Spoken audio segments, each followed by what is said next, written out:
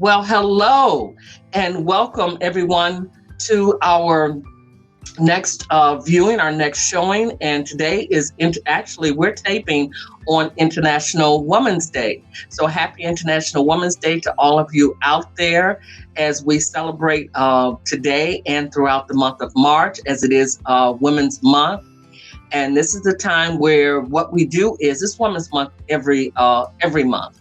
But in the month of March, what we like to do is to kind of showcase women and what they are doing, as we are advancing the cause of women. And as you know, this is the United Nations. This is our 65th convening of the status of women. And today I have for you a guest, Terry McDougal, and she is no less than a powerhouse. I'm going to let her come on and talk to you about all the different things that she has done and the strides she has made for women across not only the United States, but throughout, because of the fact that she's available to be seen on podcasts that she has, or she's a guest on many other podcasts, and you can just see her work that's out there. So she does make an international footprint, a presence for women. And I'm Yvonne Gamble, co-founder of Women Leading Change Now, and we're going to bring to you our special guest, Terry McDougal.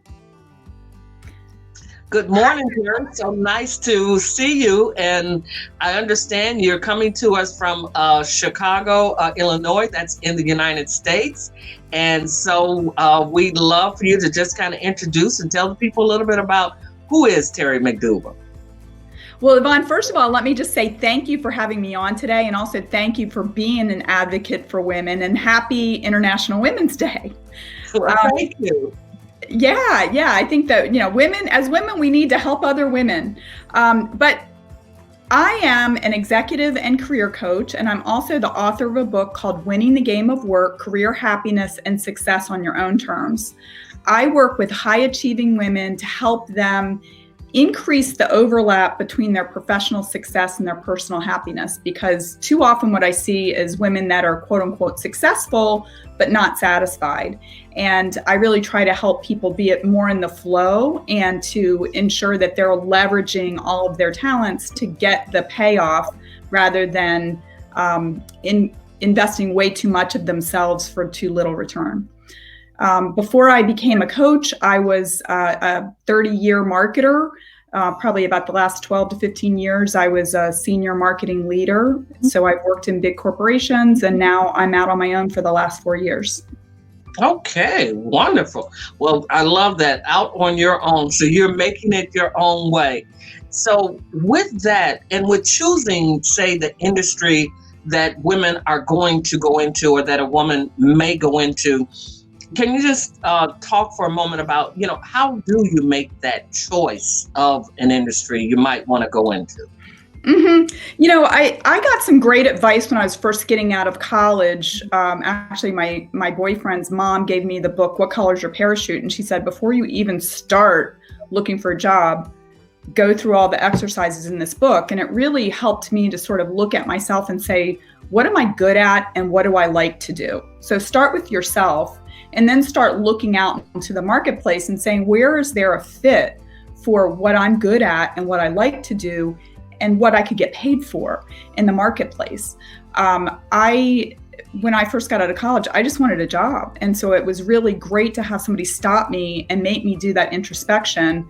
I think that that's really where everyone should start.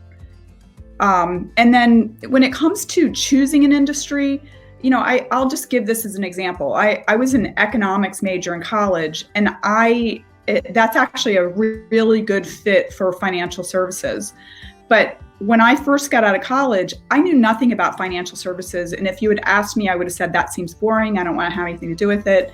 But later on in my career, when I was in my 30s, I got a job with a bank doing marketing, and it was actually a really, really good fit. And so I think the thing that I would say is that keep an open mind, find people that are working in an industry that might seem interesting, and find out what it looks like from their perspective. Because you may find that things that from the outside look boring, from the inside are actually a fantastic fit. And I worked in financial services marketing for 21 years, and I had 9 jobs in that time. I was able to advance pretty well and led a very good career in financial services. And I'm thankful that I got my foot in the door there and didn't, slam the door shut, because at first it seemed boring. Well, that's very interesting. So, I like what you said, that, and you're right. That book, I read that book years ago. What Color's Your Parachute? And you were very lucky that someone gave you that right at the onset. If you're going in, so you came in with a bit of a direction. And that's one thing I will say to you, ladies, and that is that there are mentors in all different aspects. And sometimes something as simple as giving you, a book to read, telling you about what's going on. What Terry is suggesting, that you do, and that is that you take a look, from someone else's perspective, how that industry has been, what they have done, and let that help you and let that be your guide to you. So you're getting some great nuggets here, believe it or not, in this, just in this basic conversation that we're having. And I'd like to know, well, okay, you went into the financial industry, through banking, and I've worked in the banking industry. How easy was it for you to access, into the field that you're in now? And how easy is it, or is it easy? Is it a tough field to break into, or is this a field that you find? Into coaching? Into coaching, yes. I chose to get a certification in coaching. There are a lot of people that, I had 30 years of marketing experience and had been a leader. And there are plenty of people that have become coaches without getting the training. They sort of had that training ad hoc, if you will. To me, it was important to get the training. So I would say that was somewhat of a hurdle, but it was well worth it for me. And then, once you, access is all around you. There are plenty of people that can use support. I would say that probably the biggest hurdle to access was internal, just feeling like, okay, I'm ready. I'm going to jump out there and start doing it. And you do just have to start the journey. I mean, I envisioned big things for my business right from the start, but it feels funny when you're first starting, and you just do what you have to do to put your foot on the path and start doing it. I mean, initially I was offering, barter coaching, basically. Like, I would coach people if they would give me an honest testimonial for what they thought the coaching was like. And then I moved on to charging and so forth. But you have to start wherever you can start and just move up from there, and not be too judgmental about yourself in terms of where you feel like you should be at a certain time. If you take action, you're going to make progress. Okay. So you put together a strategy and a plan for yourself as to, what that might look like, so you could get past the point of the barter and trade and actually begin to charge. Start making money. Yeah. Start making money in that particular industry. How did you find your client? How did you find your clientele? Well, I mean, the great thing about having led a long career was that I had a big network. Oh, okay. And, some of my earliest clients came through my network. It was either people that I knew that I had actually worked with at previous jobs. When they saw that I had become a coach, they reached out. And then there were some people in my network that introduced me to people that were looking for coaches. But I also, I used LinkedIn also as a avenue to, I guess, increase my profile, let people know what I was doing. And, LinkedIn has some lead generation type things that you can use to start having conversations with people that might be interested in coaching. Okay. Now, one of the certifications you talked about, was that to get the NLP, or is that a particular type of coach that gets that NLP certification? I actually don't have the NLP certification. I have taken some courses in that, and I think it's very interesting, but I got a certified professional coaching certification, which is it's basically when you become a professional coach under the International Coach Federation umbrella, that's the kind of training that you get. Oh, okay. Excellent.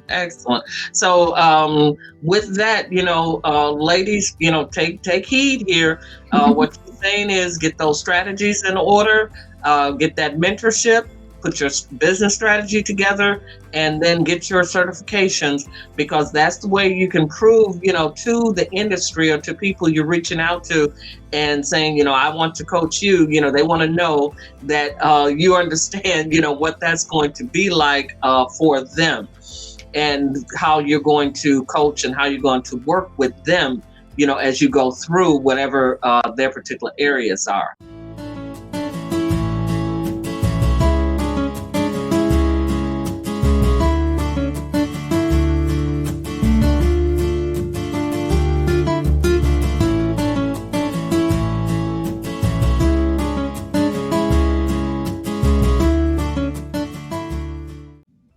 So now we're inside, and we're in 2021, and things, are looking like they're, for lack of a better word, like we're kind of trying to, turn this around in our favor, with this pandemic. But things have changed. Things have changed fundamentally. So going forward, we're not going to talk about 2020. I refuse to give that one more hour, 1 more minute. Yes. Okay. I want to talk about 2021 and going into, as we go forward into this new decade. What are we looking at in your industry, as far as the industry coming into the industry, and then the potential for the economic growth in that industry? Well, I feel very fortunate that I went into coaching at the time that I did, because I feel like it's an industry that is really hitting its stride right now. I know that you don't want to talk about 2020, and we certainly don't have to. I'm also looking at that light at the end of the tunnel. We're getting closer and closer every day. But what I did notice was that in 2020, that a lot of people, because of the change of perspective, they were stuck at home and all of that, that a lot of people really took a second look at their life and their career and said, I think maybe because they weren't caught up in the day-to-day routine of what had been normal, that they started looking at their lives differently and wondering, is this all there is? Could things be different? If I want things to be different, how does that happen? And I think that there's maybe a raising of consciousness on many, many topics. And I think for many people, they're starting to wonder, like, could my life be different? And if I can't figure out how to do it myself, what do I need to do to get the help to do it? And I think that that's where coaching comes in. You're seeing more and more headlines about coaching. I'm actually seeing a lot of more jobs inside companies to coach, and more companies are rewarding their high potential employees with coaching. One of the other things that I've seen is I believe over this past year that we fast forwarded the adoption of virtual meetings like this by about 10 years. I mean, that when my 80-year-old in-laws are saying, hey, can we Zoom, that you've kind of broken through in that level of adoption. And as much as, I was familiar with Zoom and meeting by Zoom before the pandemic, but it's become so accepted now. And I think people are beginning to also understand the trade-offs. I love meeting with people in person, but there are trade-offs in terms of expenses and time. I used to go into Chicago a lot for in-person networking and that kind of thing. And, that would be like anywhere from 4 to 6 hours out of my day, to get on the train and go into the city and walk around or drive and park and all of that. And there's something really beautiful about just being able to, in the last several months, I've talked with people in South Africa. I've got a podcast with somebody in Australia later on today, Asia, probably been on at least a dozen podcasts with people in the UK. So because we've sort of been stuck at home, literally the walls have come down for who we can connect with throughout the world. And it's not that we couldn't have done it before, but I think that because maybe before we were like, well, I'm just going to meet with people here in my own town. Right. And because we can't do that, now we're realizing I can meet with people anywhere. And I think that, one of the things that I've realized is that we're much more alike than we are different. When you're talking with people in any area throughout the world, we're all human and we all have very similar experiences. And I think the more that we connect on that level, I think just the world's going to be a better place, and I think there's lots of opportunities there for partnering, for sharing ideas, for lifting each other up. So I think we're, as bad as the pandemic has been, I hope that the new normal is going to be more positive and better. I agree with you. 100% that this is truly what has been, and generally it is, what is always termed as the worst of time is always comes out to end up being the best of times. And that's what I see, coming out of this pandemic. Because had we not had this pandemic, I'm very certain that you and I probably would not be talking. No, we wouldn't. You and several of the other different places, and we both are, we're in that national and international, and now it's just a matter of dial up, a press of a button. Whereas before, like you said, it was. You spent a lot of money. You'd have to take a lot of shots as you go and travel internationally. Yeah. That sort of thing. So now, it has truly, the playing field has been leveled, and that's made all the difference in the world. And I just wanted to look at, from your perspective, especially, in the coaching industry, women seem to really fare very well in this industry and do very well in this industry. I am told several times it's because women listen. And they take it to heart and they listen without judgment. So how then does women's equality fit into your industry? Or is it pretty much a non-issue because you kind of, make your own way in the coaching industry? Well, I think to your point, I think that coaching does play into what our natural strengths for many women, which is, connecting, listening, being empathetic. I also think that, when I think about the people that were in my coach training class, I'd say probably about 2/3 of the people in the class were women and about 1/3 were men. I think it's probably, I think it's twofold why there are a lot of women in coaching. I think, first of all, it does play to our strengths, but I also think for many of us, because of maybe some of the continuing bias in some industries, that for some women, they look and they say, I've got a lot to offer, but I'm not sure that I'm going to be able to offer everything I have to give in this place where I am. For many reasons. It might be that there is bias or there's not opportunity or whatever.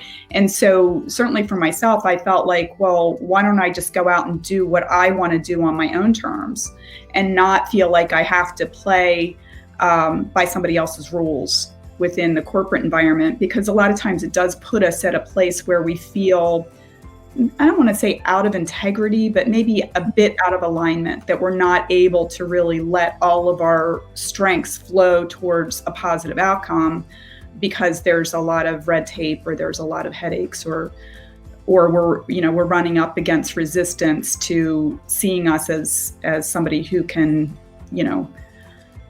be an equal within the corporate workplace. Okay, very well spoken. Well, you heard it, very well spoken. And you said that. You're absolutely right. And I think that's what women are finding, is that they're looking for that alignment. And basically, we're not looking to fit in, gentlemen or other women. We're looking for an alignment. can I bring to the table? Can I bring to this group, to this organization, this corporation, this business, this industry? Can I bring the best of me in all that I have to offer? And that's really what, that's what makes women work. That's what we do. And that's how we do it. And at the end of the day, we want to feel I have given my best. I have done my best. And we don't want to have any type of holes on that. So what I want you to do is here on the screen, contact Terry McDougal, please, at www.terrybmcdougal.com. She is a wealth of information. She is an expert coach in her field. She will get you out of the doldrums of where you might be and help you to decide where you want to go, especially as we go into this post-pandemic era in time that we're in now. She's told us some nuggets, what took us from 2020 and what's going to take us on further. So you definitely want to contact her. Terry, do you have any parting words at winning at the game of work that you might want to share, with our audiences? Yeah, sure. And, I'd like to shed a little light on why I called winning the game of work what I did. The subtitle is Career Happiness and Success on Your Own Terms. And when I talk about somebody being successful, I think the true definition of successful is deciding what you want out of your life and making that happen for you. So truly playing by your own rules. And that's what I meant by winning the game of work. Right? What are the rules that you want to play by that are effective, but also, allow you to show up in an authentic way? It is possible to have that kind of overlap. And I guess the parting words that I'd like to leave you with is that it matters if you're happy. It matters that you're here, and it matters that you're able to show up in a way that's authentic. Okay, well, thank you for that. And with that, what we're going to do is we're going to thank Terry once again for being with us on the United Nations 65th convening on the status of women. And we look forward to seeing all of you here during our summit time. Thank you. Thanks, Yvonne. Thank you, Terry.